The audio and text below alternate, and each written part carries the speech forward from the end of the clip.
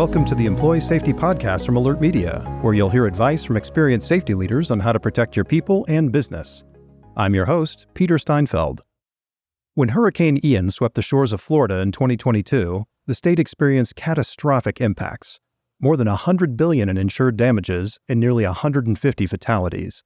It also disrupted thousands of businesses, including Kohls, the department store retail chain.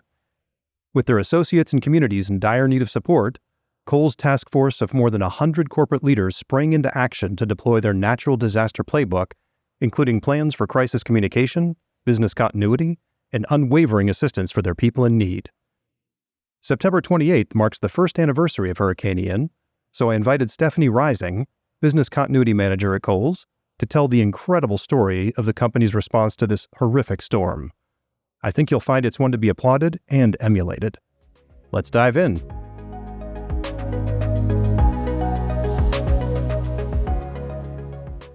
Stephanie, thanks so much for taking time to speak with me today. Hi, Peter. Thanks so much for inviting me. Well, let's go ahead and jump into it. So, a lot of what organizations do is driven by their culture. So with that in mind, how does business continuity fit into the overall culture at Kohl's? I would say business continuity is built into our culture here. We are very much caring about people, which is our associates and our customers. And that's what I do as a business continuity professional for Kohl's. So overall, we report up through risk and compliance, reporting up through our chief risk officer.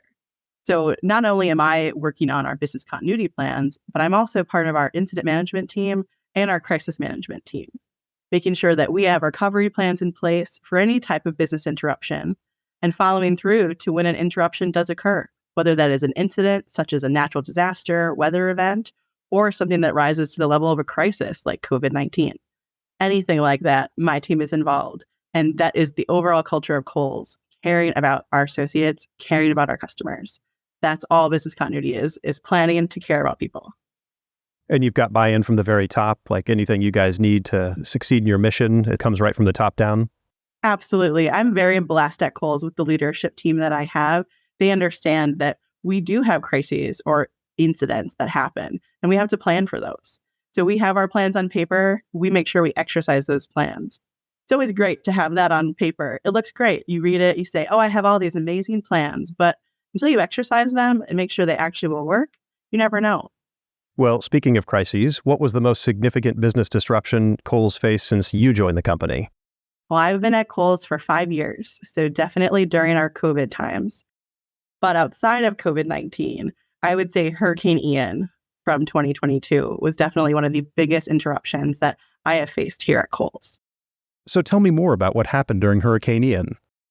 Hurricane Ian was a Category 4 storm that impacted Western Florida, Eastern Florida, Georgia, North Carolina, South Carolina areas in 2022.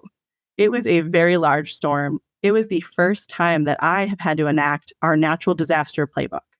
So the last time Kohl's had to enact our Natural Disaster Playbook was the year before I joined the company. That was during Hurricane Harvey in 2017. And in this playbook, if there is a storm that is very significant, where it has very big community impact or Kohl's asset impact, we enact our playbook to provide different support for our associates and our customers in times of that disaster. So is that something that you would activate if only one store were impacted, or does it have to be multiple stores? It would have to be multiple stores where it would be significantly impactful to the community, to our Kohl's location, or our associates. So there's always the lens of reviewing, do we need to activate the playbook for each storm? You can tell if the storm's going to be a Category 4 or higher, that we're going to have all eyes on that playbook to see if we need to enact that. And there's multiple partners that go into our playbook. As far as running an incident, we have our field incident management team, and we have core partners between our human resources, loss prevention, facilities, our logistics partners, and then, of course, our leaders in the field, our multi-store leaders who support our stores. We're all on the calls to prepare, to figure out what is happening, when do we need to close stores, when could we possibly reopen, all those kinds of details to make sure that our associates can get home and prepare their families. And we try to take as much off of their plate as possible. So as much as people in continuity, safety, and security roles like to project a stoic face during these types of incidents, What was that like for you personally as you were going through Hurricane Ian? Whenever we get anything above a category 3, my sense of urgency definitely changes. And we sense that from our store teams as well, because you don't know how bad that storm's going to be. We've all learned about the Hurricane Katrinas, the Hurricane Harveys, Hurricane Sandys. So those are things that start to come into your mind of what is going to happen to this area? How are we going to respond afterwards? So things that come into mind are, how are we going to plan our calls to prepare? Being very mindful of the time that people are spending on these calls. Some of our calls can get pretty large, and that's great. It's to coordinate multiple teams. So we're all collaborating, we're all talking about the same things, and we know what's going on. And then communicating that out to the team.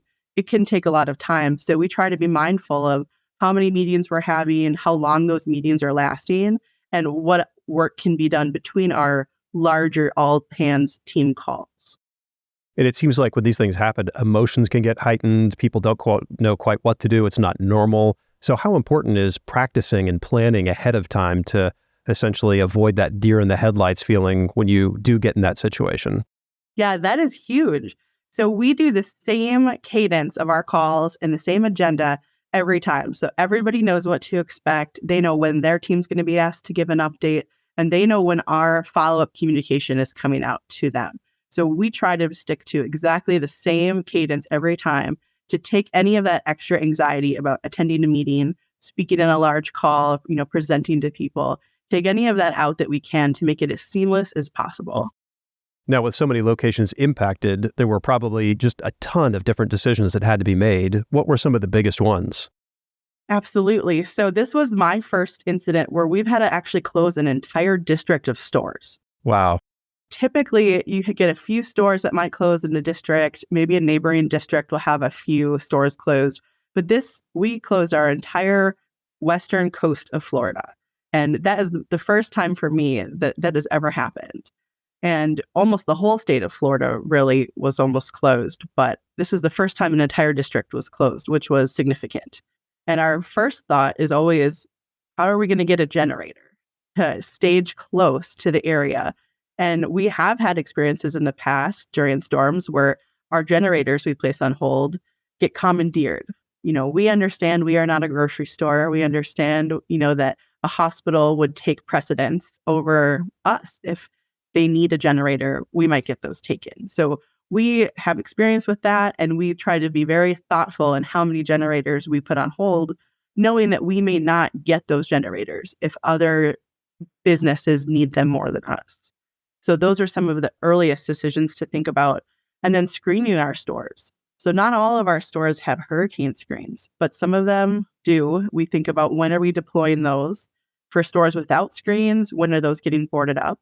And our facilities team is amazing. They have been through so many of these storms. They have such good relationships with our vendors, and they are so prepared and on top of things to make sure that we get the stores taken care of so that we can get our associates home, take care of themselves and their families, and try to take all of that extra anxiety off of them, which this is a very anxious time preparing for this. And we want to make sure we take all of that off of their plate. Yeah, you're right. It's not just about the business, it's about the people, and the people ultimately make up the business. So you have to think of both things and balance them.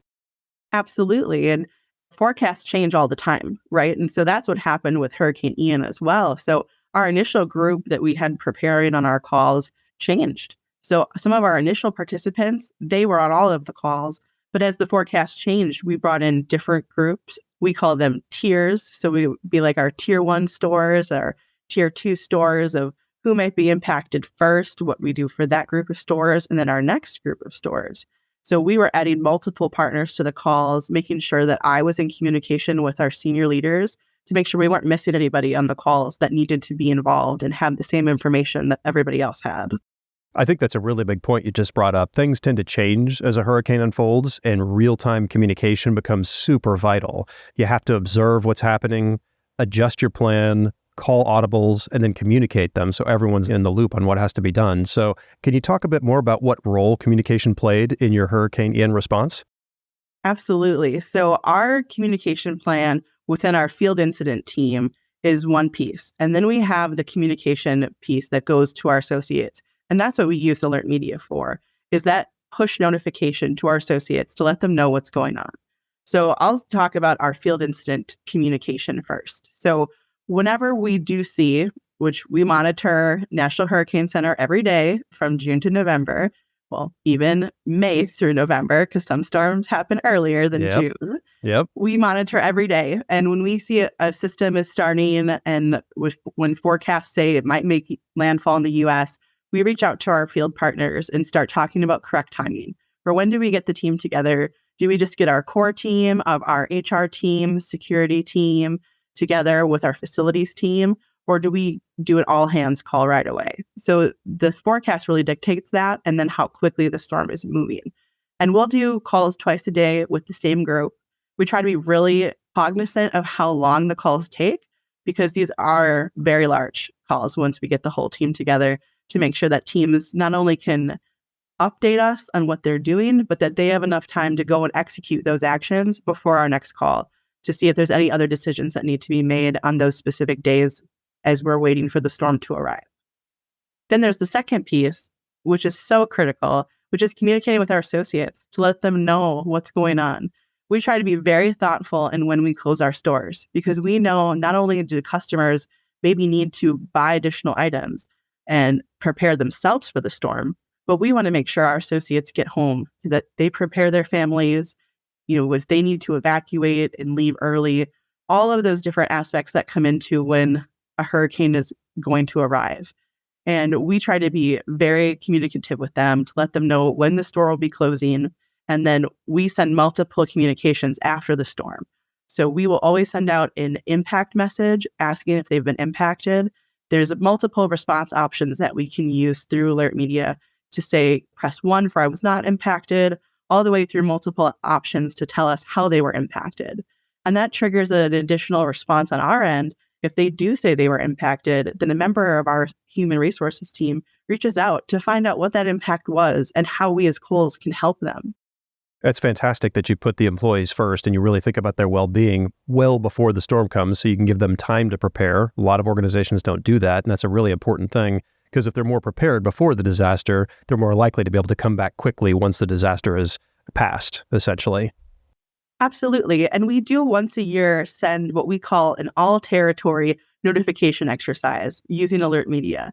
So our associates that live in coastal areas definitely have experience with getting an Alert Media message, but some of them may go a whole year with never being impacted and never needing a notification to say your location is closing.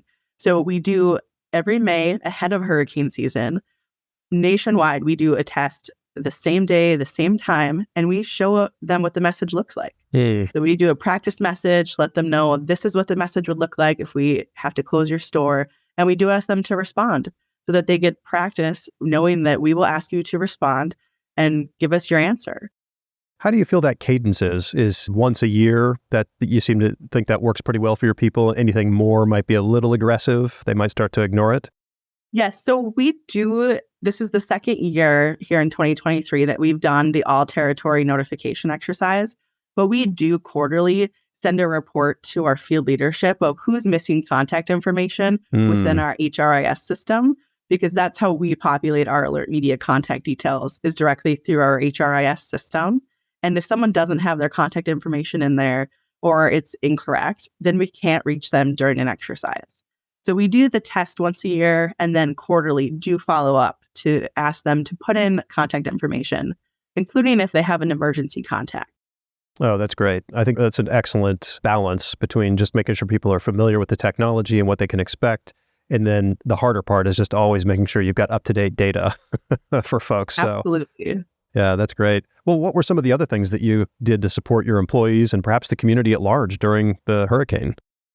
So when we knew we needed to enact our Natural Disaster Playbook, there's multiple additional steps we can take to provide relief for our associates or our customers. The number one thing we can do is provide a discount. So for the disaster zip code areas, we can push out an additional discount for both our associates and our customers. Wow. And something that's nice for our associates is they can use this disaster discount on top of their associate discount that they already get. So, we understand, again, we are not a grocery store. But we do have your home comfort items where if you do lose multiple items in your home due to flooding, you can come to Kohl's, get a fresh pillow, get a fresh blanket. Some of those comfort items are so nice. Get a new plushie for your kid, anything to provide relief for our customers and really show our promise of caring about people. Yeah, just little things like that can make such a big difference when people are essentially, for lack of a better term, freaked out about what's going on around them. When a storm impacts you, you never think it's going to be as bad as it is. And when it hits, just the smallest things like that can make all the difference in the world. Did Kohl's receive any feedback from employees or members of the community in general on the support or resources that you provided them? I recall one of our last field incident calls, I got something that was such a great compliment that I will always remember, because my goal as a business continuity professional is to take the angst out of planning for emergencies. There's always the joke of, oh, Stephanie, if I'm talking to you, that means something's wrong. Well, that may be because I get involved when there's an emergency. But one of the best compliments I got was from one of our leaders in the Carolina area who commented on this process, that changes that I've made to our field incident process since I've been at Kohl's were night and day difference for him. Joining our large calls, being on there for 15, 20 minutes, and then being able to quickly get the information he needed was great for him. He had shared that he has been through many hurricanes. He's been through many response calls at Kohl's, but this was, even though this was a significant storm, this was one of the least stressful incidents he'd been involved in. And part of that was the difference in the process that we've built through our field incident management team. Oh, that's great, because anxiety is a big part of it. And if people don't know what to expect or what the company's going to do for them, it just adds to that. It piles on, and then it just devolves from there. So fantastic to hear that you got that kind of feedback. That's great. Were there any real big lessons learned that led to any changes in the Natural Disaster Playbook after the hurricane passed? Yes. So in part of our playbook, it's all about caring for people. It is about making sure that we provide relief to our associates and our customers. And a big piece that we had an opportunity to update was around associate relief items. So we have added into our playbook moving forward. We make sure during our annual update that we have the plans in place still, but we now store some associate relief items annually so that we are ready to ship them to the impacted area. So that could be water, that could be flashlights, that could be power banks for charging cell phones, things like that, that we have now added to our playbook. We have them stored close by the Gulf, and that we are ready to deploy them wherever they're needed.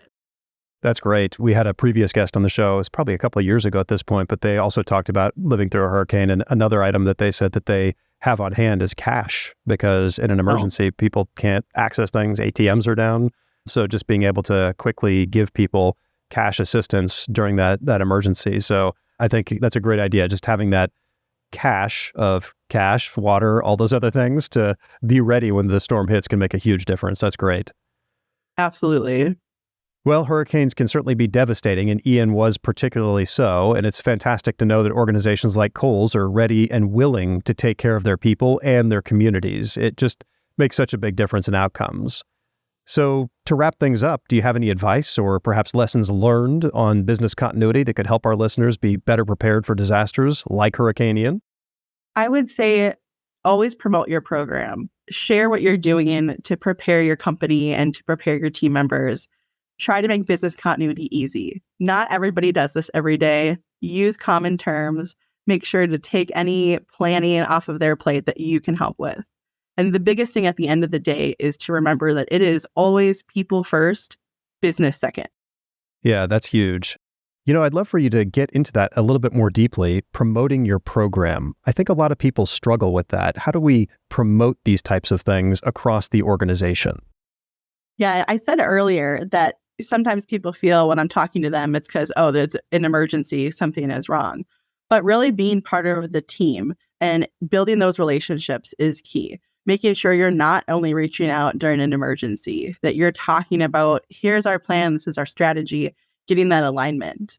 And then really being able to share your results. So if you're doing an exercise, for sure there's going to be an action item that comes out of the exercise.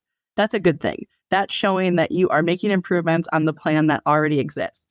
So sharing what those action items are, following through on what those actions are, and then reporting out when, hey, these items are solved, we're going to move on to the next item. What else can we dig into? How else can we be more resilient?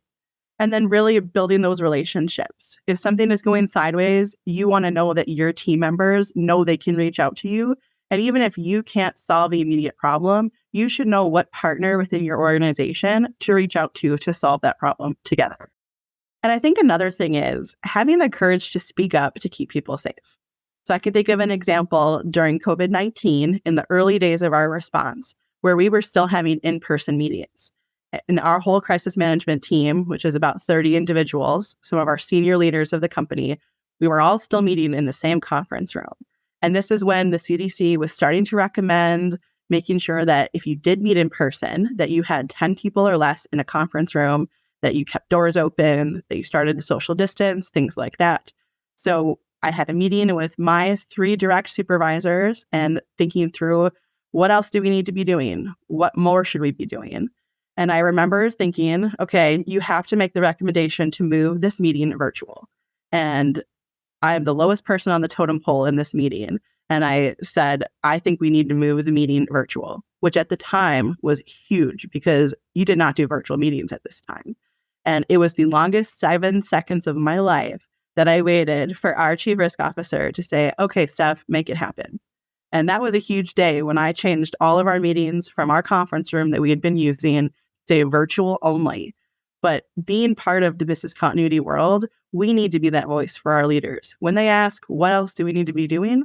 You have to have the courage to tell them what else they need to be doing.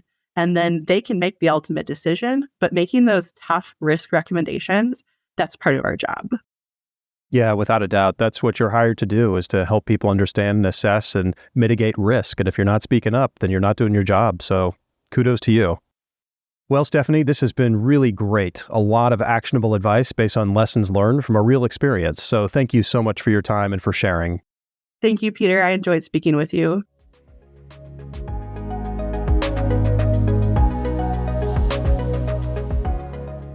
To learn more about Stephanie and her work at Kohls, check the links in the show notes. We'll be back next week with more insights and ideas for keeping your people safe. If you want these episodes delivered straight to your inbox, click the link to subscribe. Thanks for listening, and as always, have a safe week, everyone.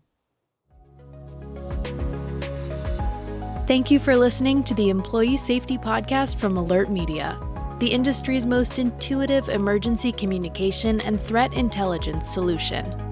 To learn more about how to protect your people and business during critical events, visit alertmedia.com. Until next time.